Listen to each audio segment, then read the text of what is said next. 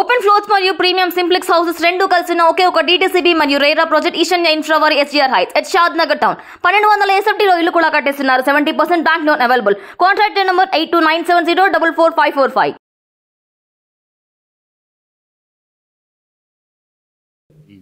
యాక్చువల్గా అనుకోలేదు అలా అది వచ్చేసింది అలా.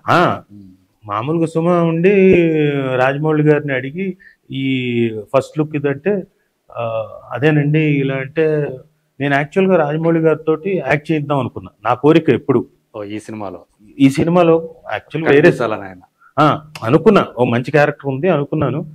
సర్లే చేస్తాడో లేదో తెలియదు, అంత బాగోదు అని చెప్పేసి అనుకుంటున్నాం. సో అయితే నేను అంతకుముందు కూడా అనుకున్నా జక్కన్తో వేషం వేయించాలి, ఎందుకంటే is a very good actor. అవును, ఎందుకంటే చెప్పి చేయిస్తాడు కాబట్టి నేను చెప్పా జక్కన చేత ఎప్పటికైనా వేషం వేయిస్తాను. బహుశా తీర్చుకుంటాను సార్ ఆ కోరిక, తీర్చుకుంటా, గ్యారంటీగా కోరిక తీర్చుకుంటా. మీకెందుకని అంటే విక్రమార్కుడు వరకు మంచి క్యారెక్టర్లు ఇచ్చాడు కదా మీకు, తర్వాత ఎందుకని మీకు సరైన క్యారెక్టర్లు బాహుబలి ఇవ్వలేదు? బాహుబలి ఉంది RRR లో ఏమో చిన్న ఏదో మొదట్లో కనిపించి చిన్నదేదో ఒక అంటే మెయిన్ ఇంపార్టెంట్ క్యారెక్టర్ కదా సార్, హీరోని ఎలివేట్ చేసే క్యారెక్టర్ కదా, అది కూడా ఇంపార్టెంటే కదా. అంటే హీరో క్యారెక్టర్ గురించి చెప్పేది కాబట్టి జూనియర్ ఎన్టీఆర్ క్యారెక్టర్ గురించి ఈవెన్ బాహుబలి ఉండింది. అయితే నాకు అప్పుడు చిన్న సినిమా ఒకటి చేస్తున్నా, దానికి డేట్లు ఇచ్చేస్తున్నా ఆల్రెడీ. అందులో పెద్ద పెద్ద అంటే నటులు వాళ్ళంతా కమెడియన్స్ వాళ్ళంతా బాగా బిజీగా ఉన్న కమెడియన్స్ అంతా వాళ్ళు దాదాపుగా 8-9 మంది ఒకేసారి కలిసి చేయాలి. వాళ్ళు డేట్లు ఇచ్చి ఉన్నారు. నేను ఒక 3 రోజులు అటు వెళ్తే ఇదంతా ప్రాబ్లం అవుతుంది. మా ప్రొడ్యూసర్ ప్రసాద్ చౌదరి గారు అని ఆయన ప్లస్ వెంకట్ గారు డైరెక్టర్, పర్లేదండి మీరు వెళ్ళండి, బాహుబలి లాంటి సినిమాకి వచ్చింది కదా మేము అడ్జస్ట్ చేస్తా ఉన్నారు. అవునా సరే అన్నాను. అన్న తర్వాత వీళ్ళు ఏం చేశారంటే మళ్ళీ సార్ మండే ఒక్కరోజు హాఫ్ డే చేసి ఇక్కడి నుంచి వెళ్ళండి సార్ అన్నారు. నేను ఫోన్ చేశాను, హాఫ్ డే అంటే అలా కుదరదు, ఇక్కడికి వచ్చి అంటే గెటప్లు అవన్నీ చూసుకోవాలి, బాహుబలికి గెటప్లు అన్నీ వెళ్ళి చూసుకోవాలి మండే అంటే మరి అంతే కదా, అవన్నీ చూసుకొని మధ్యాహ్నం నుంచి ఎప్పుడో షూటింగ్ ఉంటుంది, కుదరదు అన్నారు. ఇప్పుడు అటు కాకుండా ఇటు కాకుండా డేట్ వీళ్ళదే, వాళ్ళేమో పాపం ఒక్కరోజు ఏమైనా అని చెప్పేసి వీళ్ళు మనల్ని అడగడం ఏంటి, వద్దులేండి అటు కాకుండా ఇటు కాకుండా పాడైపోతుంది, మీకే కష్టం అనిపించింది, వద్దులేండి మీరు చేసేసుకోండి, అది నేను ఉన్నా లేకపోయినా బాహుబలి. అప్పుడు ఏ క్యారెక్టర్ ఏమో నాకే తెలియదండి, జక్కన ఏం క్యారెక్టర్ ఇంకోటి అని అడగను. ఇప్పుడు మీరు అన్నారు అదేంటి చిన్న క్యారెక్టర్, ఇంకా చిన్న క్యారెక్టర్ అయినా చేస్తా, భట్టుడు వేషం అయినా చేస్తాను రాజమౌళి సినిమాలో, అంటే చేస్తా ఖచ్చితంగా. నువ్వు ఇప్పుడు స్టూడెంట్ నెంబర్ 1 లాంటి సినిమా ఇచ్చి ఏది నేను టీవీ సీరియల్స్ లో బాగా బిజీగా ఉండగా నన్ను అక్కడి నుంచి తీసుకొచ్చి సినిమాల్లోకి, అందరికీ సినిమాల్లోకి రావాలంటుందిగా అల్టిమేట్ గా. అప్పుడు నేను సినిమాలు చేసున్నా, ఎప్పుడు 91 నుంచి చేస్తూనే ఉన్నా, కానీ నా వయసుకు తగ్గట్టుగా ఏవో అప్పుడప్పుడు అడపాదడప వచ్చిన పాత్రలు చేస్తూ వచ్చారు. ఈవీవి సత్యనారాయణ గారు నాకు చాలా మంచి వేషం ఇచ్చారు కన్యాదానంలో, పెద్ద హిట్. కానీ వయసు అటు ఇటు కాదుగా, అలాంటి క్యారెక్టర్లు ఏదైనా వస్తే చేయాలి. అప్పుడు నాకేదో చేదు అనుభవం ఎదురై ఎందుకు సినిమా ఆఫీసుల చుట్టూ తిరిగి అవమానపడ్డాం అని చెప్పేసి నేను టోటల్గా టీవీ మీదకి వెళ్ళిపోయాను, కాన్సన్ట్రేషన్ ఫుల్ బిజీగా ఉన్నా. తిరగడం తప్పుగా సార్, తిరుగుతున్నప్పుడు అక్కడి నుంచి వచ్చే సమాధానం కానీ అక్కడి నుంచి వచ్చే ట్రీట్మెంట్ కానివ్వండి, అది ఎక్కడో తగులుతుంది కదా, వద్దులే నాకు అని చెప్పేసి. మీ ఫ్యామిలీకి ఉన్న రెప్యుటేషన్ ఒక ఇది ఉంటుంది కదా, దాంతో నేను కంప్లీట్ టీవీ మీదే కాన్సన్ట్రేట్ చేయడం మొదలెట్టాను. అప్పటికి డైలీ సీరియల్స్ ప్రారంభమైంది నాతోటే, ఫస్ట్ డైలీ సీరియల్ రుతురాగాలతో ప్రారంభమైంది. So complete busy, every day shooting. రుతురాగాల బ్యాచ్ అనేది వాళ్ళ ముద్ర అనేది ఇప్పటికీ నడుస్తూనే ఉంది కదా. సో రుతురాగాలు ఓ పక్కన కస్తూరి, ఇంకో పక్కన ఈటీవీలో చదరంగం, పద్మవ్యూహం, మళ్ళీ ఇక్కడ చూస్తేనేమో దూరదర్శన్లో 3 సీరియల్స్, మధ్యాహ్నం రుతురాగాలు కాకుండా ఇంకో 2 డైలీ సీరియల్స్, సిటీ కేబుల్లో ఒక డైలీ సీరియల్. ఒక రకంగా బుల్లితెర మీద ఒక మంచి చాలా పాపులర్ ఫిగర్, చాలా బిజీగా అసలు ఖాళీ లేకుండా చేస్తున్నా. అలాంటి టైంలో నేను ఇప్పుడు ఇదే మా శాంతినివాసం డైలీ సీరియల్ అది కూడా ఆర్కే నుంచి వీళ్ళదే రాజమౌళి జక్కన్న అక్కడే కదా. అవును, అక్కడి నుంచి నన్ను సడన్ గా సినిమాలోకి తీసుకెళ్ళడం తనే తీసుకొచ్చాడు. తను వెళుతూ మిమ్మల్ని కూడా యాక్చువల్ గా వాళ్ళు నన్ను అనుకోలేదు, ప్రొడ్యూసర్లు వాళ్ళు ఏమనుకోలేదు. ఎందుకంటే కొత్త కుర్రాడిని ఎవరినో ట్రై చేద్దాం, ఇతను కొత్త కుర్రాడే కదా ఎన్టీఆర్, సో కొత్త కుర్రాడిని ఎవరినైనా ట్రై చేద్దాం ఆ ఏజ్ గ్రూప్ కన్నా ఇంకొక 4 ఏళ్ళు. ఎందుకంటే అదే కాలేజీలో అదే చదువుతూ ఉండే క్యారెక్టర్, ఫెయిల్ అవుతూ ఉండే. మరి ఇంత వయసు డిఫరెన్స్ ఉండకూడదు కదా. అంటే అఫ్ కోర్స్ తెర మీద అలా కనపడదు అనుకోండి. అంటే వాళ్ళు ఏదో అమౌంట్ చెప్పారు, నేను ఒప్పుకోలేదు. ఎందుకంటే వాళ్ళకే తెలుసు, ఎందుకంటే ఆర్కేలో ఉంది ఎంత పుచ్చుకుంటున్నానో పర్ డే తెలుసు, నేను చెయ్యను దానికన్నా. అన్నిటికీ డబ్బులు అనుకుని ఆలోచిస్తా. కొన్ని డెఫినెట్గా పేరు వస్తుంది, ఏంటంటే సర్లే ఓకే చేస్తాలే అని. అల్టిమేట్ గా అది పెద్ద హిట్ కొట్టింది, హిట్ అయిపోయింది. మీకు కూడా చాలా ఒక తనకి తారక్కి ఎంత పేరు తెచ్చిందో, ఒక ఈ కుర్రాడు రాజీవ్ కనకాల దేవదాస్ గారి వాళ్ళ అబ్బాయి అని చెప్పేసి పేరు రావడం. కంటిన్యూస్ గా సినిమాలు సార్. ఆ తర్వాత 5 సినిమాలు వచ్చాయి, ఏది చేయలేకపోయాను. ఎందుకు సీరియల్స్ లో ఉన్నా, డైలీ సీరియల్స్ లో. ఇంకా అక్కడి నుంచి నేను డైలీ సీరియల్స్ వదులుకోవడానికి నాకు దాదాపు 8-9 నెలలు పట్టింది. అందరినీ కట్ చేసుకుంటూ అందరినీ రిక్వెస్ట్ చేసుకుంటూ, అందరేమో అలాగే మా ఫుల్ పీక్ రేటింగ్ లో ఉన్నామ్మా, నువ్వు అలా చేయకమ్మా. సార్ అలా కాదు సార్, సినిమాలోకి వెళ్ళడం అనేది చాలా కష్టం. ఆఫర్లు ఇప్పుడు వస్తున్న టైంలో ఇప్పుడు 5 సినిమాలు వదిలేసాను సార్, ప్లీజ్ సార్ అని అందరినీ రిక్వెస్ట్ చేసుకుంటూ, వాళ్ళు కూడా కరెక్టే కదా అని ఆలోచించి, అయితే ఒకేసారి వదులుకోలేరు కదా, నెమ్మదిగా చేసుకుంటూ అల్టిమేట్ గా నన్ను వదిలేసరికి నాకు వేషాలు రాలేదు. ఇదేంటిది అనుకున్న టైంలో వేషాలు వచ్చాయి, ఇప్పుడేమో కట్ చేసుకుంటే వేషాలు రావట్లేదు. నాకేమో ఫిల్మ్ ఇండస్ట్రీలో నాకేమి ఎటు వెళ్ళి ఎవరి దగ్గర ఎలా పిఆర్ చేయాలి, ఎలా మెయింటైన్ చేయాలి ఇవి తెలియవు. ఏంటి పరిస్థితి అనుకున్న టైంలో ఆది వచ్చింది, ఆది చేశాను వినాయక్ గారిది, అది పెద్ద హిట్. దాంతో ఈ లోపల తారక్ ఏం చేశాడంటే, నాకు నాగా చేసి రత్నం గారి సినిమా రాజా చేయాలన్నాడు. సో నాకు అది పెద్ద క్యారెక్టర్.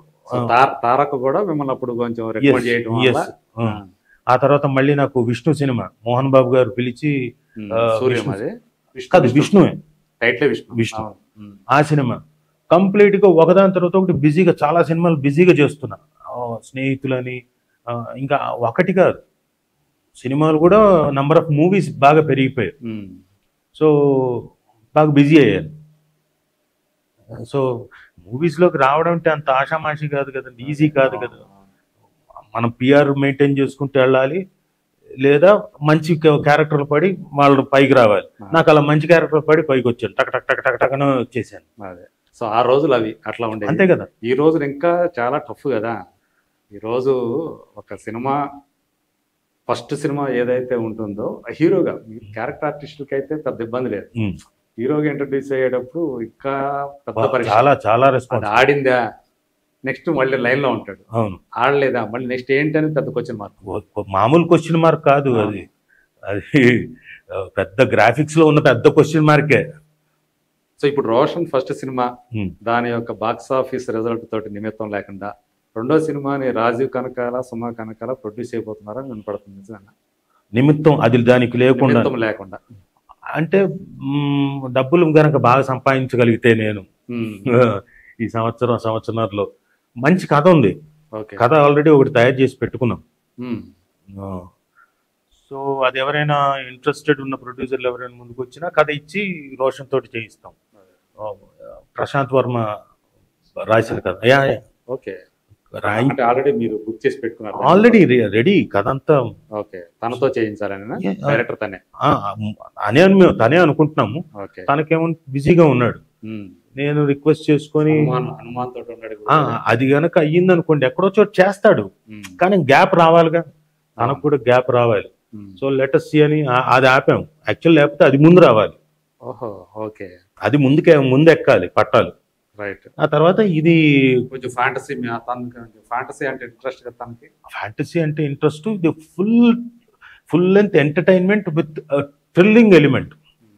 అద్భుతమైన కథ అది. సో అది అలా ఆగుంది. అంటే దాన్ని ఒక రిజర్వ్ చేసి పెట్టుకున్నారు యా యా స్టోరీని.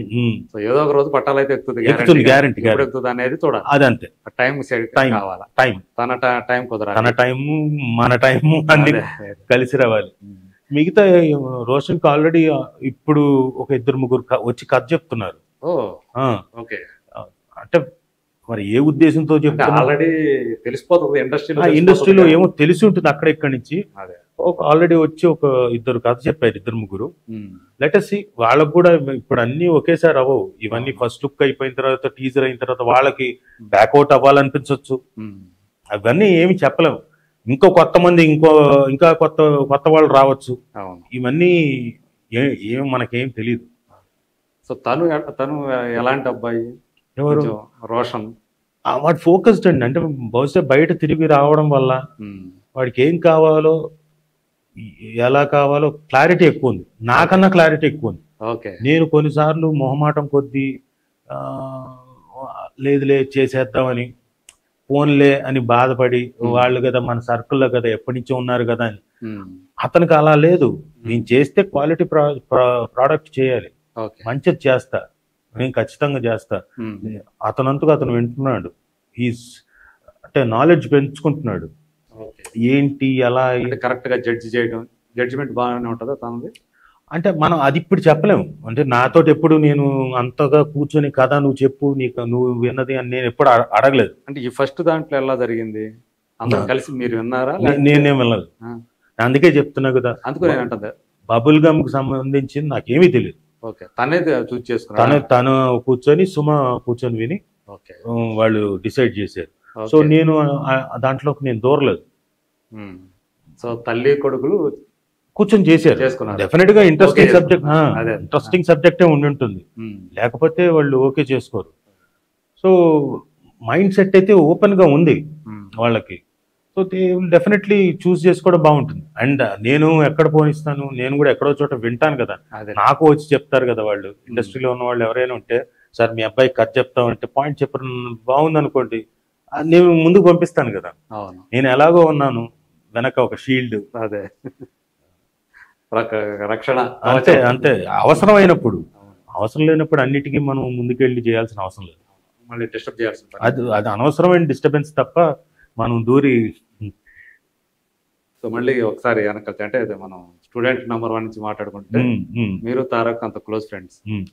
సో జనతా గ్యారేజ్ దాకా దాదాపు చాలా సినిమాల్లో మీరు మంచి పాత్రలు మన సినిమాల్లో చేశారు కదా. ఇప్పుడు తను ఎట్లా ఉందంటే, మీరు గమనిస్తూ ఉండుంటారు ప్రజెంట్ సినారియోలో, అంటే రాజకీయాల్లోకి తనను లాగటం. చంద్రబాబు నాయుడు గారు జైల్లో ఉంటే తను ఇంతవరకు స్పందించలేదని చెప్పేసి ఆ పార్టీ వాళ్ళు అతని మీద ఇచ్చేయటం. దీన్ని మీకు చూస్తామంటే, being a friend of Tarak, మీకు ఏమనిపిస్తా ఉంది? ఏమనిపించడం అంటే స్పందించాలా, తనకు అసలు ఆ ఇంట్రెస్ట్ ఉందా, పాలిటిక్స్ రావాలని ఇంట్రెస్ట్ ఉందా? సార్ ఇంట్రెస్ట్ ఉన్న రోజున అతనే చెప్తాడు, ఏది వెల్ అహెడ్ చెప్తాడు. గతంలో అంటే ఒక 9 ఏళ్ల క్రితం, అంటే లాస్ట్ టైం అంతకుముందు తను ప్రచారం కూడా చేశాడు కాబట్టి న్యాచురల్ గా తెలుగుదేశం పార్టీ అంటే ఇంక్లినేషన్ ఉండడం అవన్నీ అందరికి తెలిసిందే. ప్రచారం చేశాడు, చక్కగా మాట్లాడాడు, అందరూ ఉర్రూతలోగించాడు. అందరికి అసలు సమ్మోహనం అంటే కొన్ని లక్షల మంది ఉన్నా కానీ అలా అతని స్పీచ్ కి నివ్వరపోయి చూశారు. సో ఇవన్నీ ఇంట్రెస్ట్ డెఫినెట్ గా ఉండకుండా ఎలా ఉంటుంది, కానీ ఇప్పుడు ఉండకపోవచ్చు, ఇంకో 5 ఏళ్ల తర్వాత ఉండొచ్చు. ప్రజెంట్ తన ఫోకస్ అంతా కెరీర్ మీద. అంతే కదా, మరి ఎట్లా అండి, సినిమాలు చేయాలి కదా. కానీ దీన్ని ఎలా చూస్తారు? దీన్ని అతని మీద ఒక నెగటివిటీని బాగా ప్రచారం చేస్తున్నారు. నాకు దాని మీద పెద్ద ఐడియా లేదండి. అంటే అది అందరూ నిజంగా నెగిటివ్ గా ఫీల్ అవుతున్నారా, లేకపోతే ఒక సెట్ ఆఫ్ పీపుల్ కూర్చొని నెగిటివ్ కామెంట్స్ పెట్టిస్తున్నారా అన్నది నాకు కరెక్ట్ గా తెలియట్లేదు. సోషల్ మీడియా అదే అంటున్నా అది ఇంత జరుగుతున్నా, ఇంత నెగిటివ్ అతని మీద ప్రచారంలోకి వస్తున్నా కానీ స్పందించట్లేదే. తను ఇది కూడా మళ్ళీ చేస్తున్నారు. సో అతను ఏంటి, ఎందుకు కామ్గా ఉంటున్నాడు అనేది ఒక ప్రశ్నలాగా తయారై, అది నాకు కరెక్ట్ గా డీటెయిల్స్ తెలియదు. మీరు ఆయనకి స్నేహితుడు కాబట్టి కరెక్ట్ అనుకుంటూ ఉంటారా తెలియదు. అంటే కరెక్ట్ కళ్యాణ్ రామ్ కూడా వాళ్ళ అన్నయ్య కళ్యాణ్ రామ్ కూడా దాని మీద ఎంతో స్పందించాలి వాళ్ళిద్దరు ఉమ్. అన్నదమ్ములు ఇద్దరు కూడా. అందుకే చెప్తున్నాను, నాకు డీటెయిల్స్ కరెక్ట్గా తెలియనప్పుడు ఏంటి అనేది స్పందించలేదు. అదే ఇప్పుడు ఒకవేళ నాకు తారక్ నుంచో కళ్యాణ్ రామ్ గారి నుంచో ఏమైనా మాటలు తెలిసి ఉంటే దాని మీద స్పందించవచ్చు. తెలియదు కాబట్టి నేను స్పందించడం కరెక్ట్ కాదు. నాకు అంటే ఈ తెలియదు, మధ్య కాలంలో కలవలేదు అంతే. కలవకపోవడం వల్లే. కలిసి ఉంటే బహుశా ఎక్కడైనా మాటల్లో ఉండుంటే అది కూడా అప్పుడు కూడా చెప్తాడు, వద్దు మనం ఏం స్పందించొద్దు, లేదు స్పందించవచ్చు అనుకుంటే స్పందిస్తా. నాకు ఫ్రెండ్గా యాజ్ అ ఫ్రెండ్గా చెప్తే yes it's from horse's mouth అని అనుకుంటారు కాబట్టి అవకాశం ఉంది. బట్ నాకు తెలియదు కాబట్టి స్పందించట్లేదు. అదే అయితే చాలా మంది ఏంటంటే స్పందించాల్సిన అవసరం ఉంది దీంట్లో అనేది. ఆయన ఉంటారుగా తను సపోర్ట్ చేసేవాళ్ళు, వాళ్ళ అభిమానులు కానివ్వండి, ఎన్టీఆర్ అభిమానులు కానివ్వండి. అది మొన్న బాలకృష్ణ గారు మాట్లాడేటప్పుడు కూడా ప్రెస్ మీట్లో అప్పుడు అడిగారు, రిపోర్టర్ అడిగితే జూనియర్ ఎన్టీఆర్ గారు ఇంతవరకు స్పందించుకోవడం అంటే ఐ డోంట్ కేర్ అన్నారు కదా. ఇది తెలుసు కదా, నాకు నిజంగా తెలియదు. ఐ డోంట్ కేర్ అన్నారు బాలయ్య. సో దీని మీద కూడా అంత ఇది వైరల్ అయిపోయింది. ఓకే. సో ఏంటి అసలు అతని జూనియర్ ఎన్టీఆర్ స్టాండ్ అనేది చాలా మందికి ఒక పెద్ద క్వశ్చన్ మార్క్ లాగా అయింది. సార్ నేను అనుకోవడం తారక్ స్పందించకపోవడానికి కారణాలు నేను అనుకోవడం చెప్తాను. ఇప్పుడు మీరు అడిగారు కాబట్టి ఇంతసేపు 4 ఏళ్ళు 3 ఏళ్ళు ఆగిపోయింది ఏది, లేకపోతే ఆ టైం పీరియడ్లో 3-4 సినిమాలు చేయాల్సిన వ్యక్తి ఆ టైంలోనా? అంతేగా. ఇప్పుడు RRR చేయాల్సిన టైంలో ఆ టైంలో 3-4 సినిమాలు చేయాల్సిన టైమే కదా, అది ఆగిపోయింది. కాకుండా ఇప్పుడు ఈ సినిమా చేయడానికి, దేవర చేయడానికి కూడా దాదాపు 1 సంవత్సరం వెళ్ళిపోతుంది. మ్యాగ్నానిమిటీ అద్భుతంగా, బిగ్ క్యాన్వాస్ మ్యాగ్నానిమిటీ ఉంది. 2 parts అని చెప్పేసాడుగా డైరెక్టర్. తెలీదు, డైరెక్టర్ ఓపెన్ చెప్పారా? స్టేట్మెంట్ ఇచ్చాడు. ఓహో, నాకు అది తెలియదు. మొన్న 3 రోజుల క్రితమే తను వచ్చి తను ఒక వీడియో రిలీజ్ చేశాడు. ఓకే. ఇది అంటే మేము మామూలుగా అనుకున్నాం, ఒక సినిమా అనుకున్నాం, కానీ అది చూస్తా ఉంటే వెళ్తా ఉంటే ఇది అంటే ఒక సీన్ కానీ ఒక డైలాగ్ కానీ మనం దాన్ని తీసేయడానికి లేదనిపిస్తా ఉంది. అందుకని 2 పార్ట్లుగా దీన్ని చేయాలనుకుంటున్నామని ఆయనే వచ్చి కెమెరా వచ్చి చెప్పాడు, మరి చూడండి రిలీజ్ చేశాడు. ఓకే. మరి ఇంత మ్యాగ్నానిమిటీ ఉన్న అంటే ఈ పీరియడ్ లో యాక్ట్ చేయాల్సిన నేను అనుకోవడం, తనకి న్యాచురల్గా యాక్టింగ్ అంటే విపరీతం కదా, ఇంకా టైం ఉంది కదా చేయడానికి, వాట్ ఎవర్ ఇంకా రావడానికి కూడా టైం ఉంది కాబట్టి ఈ సినిమాలు ఇవన్నీ ఎక్కువగా దేని మీద కాన్సన్ట్రేట్ చేద్దాం అనుకుని ఉంటాడు. అందుకని దేని మీద స్పందించకుండా ఉన్నాడేమో అనుకుంటున్నా. మేబీ అంటే అదే మనకి అతను చెప్పేదాకా వాళ్ళిద్దరు అన్నదమ్ములు ఎవరో ఒకరు చెప్పేదాకా మనకేం తెలియదు, లేకపోతే ఎవరితో పంచుకుంటేనో తెలుస్తుంది. అంతే. సో ఇప్పటిదాకా అయితే అది గుంభరంగానే ఉంది కాబట్టి తెలియదు. ఇంకొకళ్ళు ఏంటంటే అవతల పక్షంలో ఆయన క్లోజ్ ఫ్రెండ్స్ వీళ్ళు ఉండరు కదా, నాని, కొడాలి నాని, వల్లభనేని వంశీ. సో అందువల్ల కూడా ఈయన ఎటు కాకుండా అలా ఉన్నాడు, వయామీడిగా అట్లా మాట్లాడకుండా ఉన్నాడు అనేది కూడా. అంటే ఎందుకంటే కొడాలి నాని మాట్లాడు దీని మీద అని ఆయన స్టేట్మెంట్ ఇస్తున్నాడు, ఒక పక్క నాని. ఓకే. ఇలాంటి రాజకీయం ఇప్పుడు జూనియర్ ఎన్టీఆర్ గారి చుట్టూ నడుస్తూ ఉంది.